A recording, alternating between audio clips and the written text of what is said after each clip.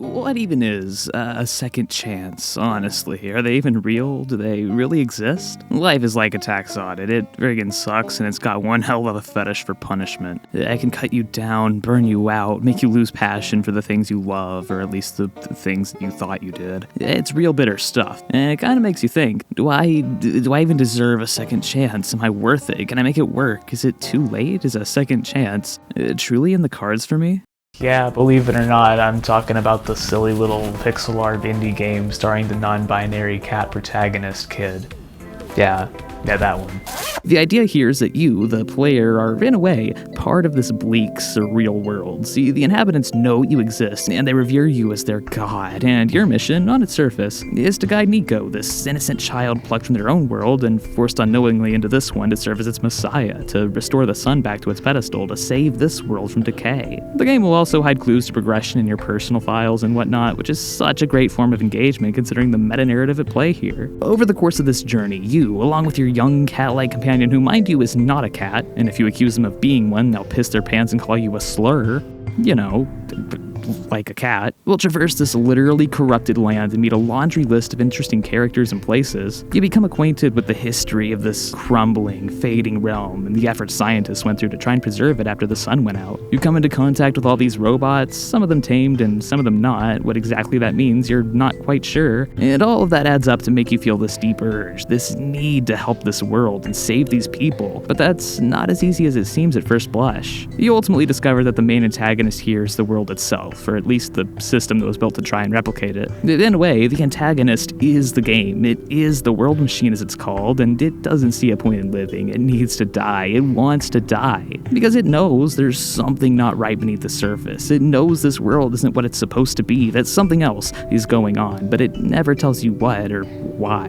And you're ultimately met with a choice, the hard one that's presented in this really excellent puzzle sequence, by the way, where you have to sneak your way back into the game after it tries to trick you into thinking you won so you'd leave. It's really, really great stuff, and maybe the definitive thing that the freeware version of OneShot really lacks. The build up to the decision you're forced into making, and all the ambiguity behind it, and how it perfectly encapsulates this game's whole atmosphere is really part of what makes it so great for me, and honestly the main thing that makes me say, don't even bother with the free version, just buy the full game. It is so worth it. But you learn that if you restore the sun and save the world, then Niko will remain trapped here forever, unable to return to their home, to their people, to their family, which is absolutely just devastating to hear. While your only other option is to smash the bulb and end this world and everyone in it, which would send Niko back to their village safely, this whole ordeal lingering in their mind only as a dream, as a distant memory. And you do know this world is off, that it doesn't seem to be worth saving, that it doesn't deserve a second chance, something the world machine and so many of its other inhabitants have told you directly. Unlike Niko, who's so full of life and has so much to live for, but indirectly killing all these good and interesting people you've met just to save Niko still doesn't feel right. It's a legitimately really tough decision to make, especially knowing that you only get one chance at this. And all of this works so well because of Niko, and that goes for the whole game here. Niko themselves is such a great character, man. They're definitely one of my favorite gaming protagonists by a landslide. And they're not even super complex or deep or anything. They're just a kid you want to see end up happy. Aside from the character design, which is just top of the line incredible, look at that. Niko develops a direct bond with the player by actually talking to them throughout the whole game, asking them questions, just saying funny little things. It feels like you're forming a legitimate friendship with this character, and that's great. For instance, most RPGs like this would use the voice of some passive narrator for flavor text, while this one's different. Niko describes things the way they see them. It's not some nameless, faceless voice coldly stating, "This is a table." No.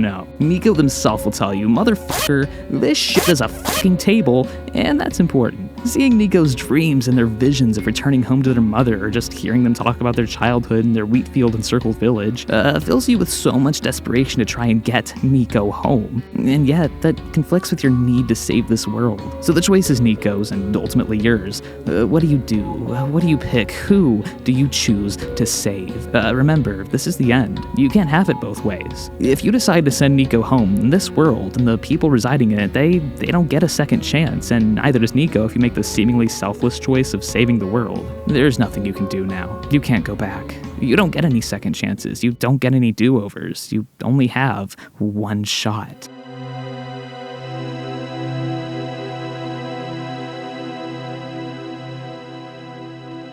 Except once again, this game proves that notion dead wrong.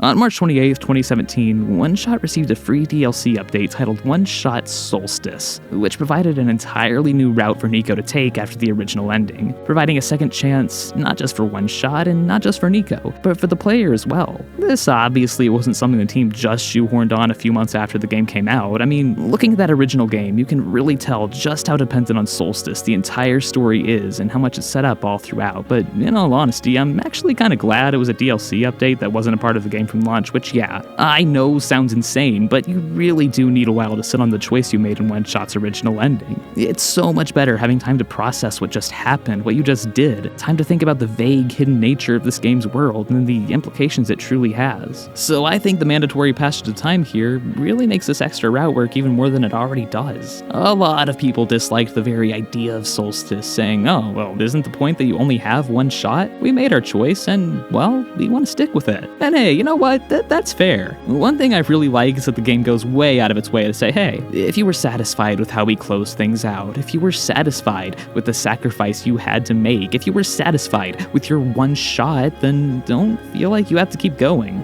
Feel free to bow out now. Sometimes, not always, in reality it's shockingly rare, but every once in a while you get things exactly right the first time and you just don't need a second chance. And while that is true, OneShot as a whole is not in any way one of those instances, because this game definitely feels extremely incomplete without Solstice. Like, it still works and it's still really good, but there's so many loose ends and lore nubbins that you don't really get the full picture on without the context Solstice provides. Like, what is this world and what is its purpose? What are these glitchy squares consuming everything? What's the deal with that fox? Why is the world machine in the nihilistic state it's in? And maybe most of all, who exactly was this author everyone keeps raving about? And is there a way to get a better ending? This isn't just some slop ending thrown on at the last second to resolve a couple of plot holes and give the player a pointless happy ending. No. This, Solstice, is where the real game begins. This is the point where OneShot drops its act and pulls its shoddy, fragile curtain back all the way. That is, if there ever truly was one in the first place. It's here where it says, yeah, this is a game. That's the whole point. Nothing in this world, aside from Niko, who I guess in a way represents the player, was ever actually real. And for a while I was split on this. At first I felt like, oh, okay, this might be a little heavy-handed, and it still kind of is to be fair. But I don't think that's in any way a bad thing, and it all really works. This isn't a game that throws its hands in the air and says, yeah, this is all fake, it's all a game, there, that's your plot twist. No. I mean, by the end of the first route, you've pretty much figured that out already, and if you haven't somehow, that honestly speaks way more about you than it does OneShot. Instead, it does a lot more than that, and goes to such great lengths to justify this game's existence. Over the course of the Solstice route, Niko learns that you, the de facto god of this world, are just some random bystander running it on game hardware and nothing much more. They learn that this game exists because its creator, the author guy, wanted to preserve his dying world by any means necessary, even if that's in the form of a game, of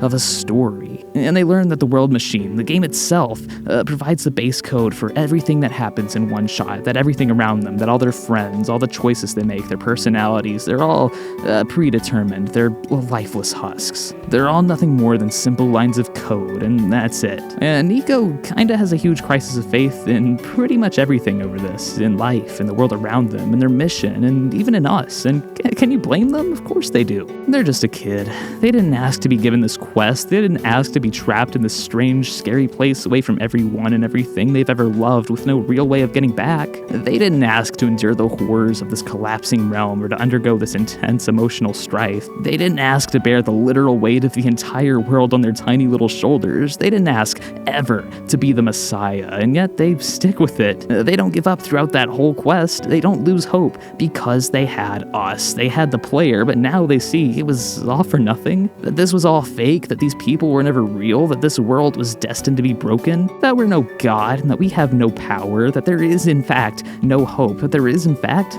no second chance. It breaks Niko, and because of that, it breaks you, and it's crushing to have to go through. And you might wonder, what's even the point of all this anymore? Is there even any hope? I've mentioned a couple of times at this point that Niko is a great character, and this is easily where you see them at their deepest. protagonist at their most conflicted. That cheery, bright-eyed child from earlier, now scarred and hopeless because they know that nothing they do here really matters, no matter what they do. That they're still trapped in this endless looping cycle where nothing is really real, yet these people still count on them. Their fates all depend on Niko, who's stuck between a quote-unquote god who's powerless to do anything and a sadistic, unseen, all-powerful entity that's bent on destroying itself and everything within it. One that can't be bargained with, can't be pleaded with, one that cannot be changed. And that's what sucks about all of this, isn't it? The world here, it's clearly doomed. Any chance at a good ending has long been forgotten, and there doesn't seem to be any real chance at fixing that. At securing a future for its people, at getting Niko back home, at ever ending up happy. And boy, can I say I certainly know right how that feels, and in a lot of different ways.